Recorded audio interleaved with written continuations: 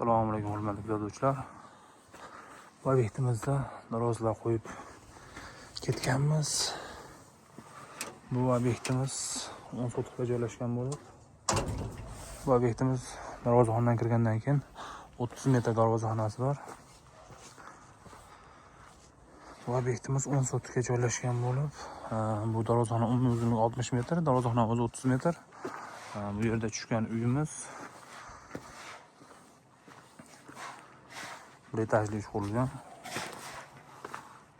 22,5 16.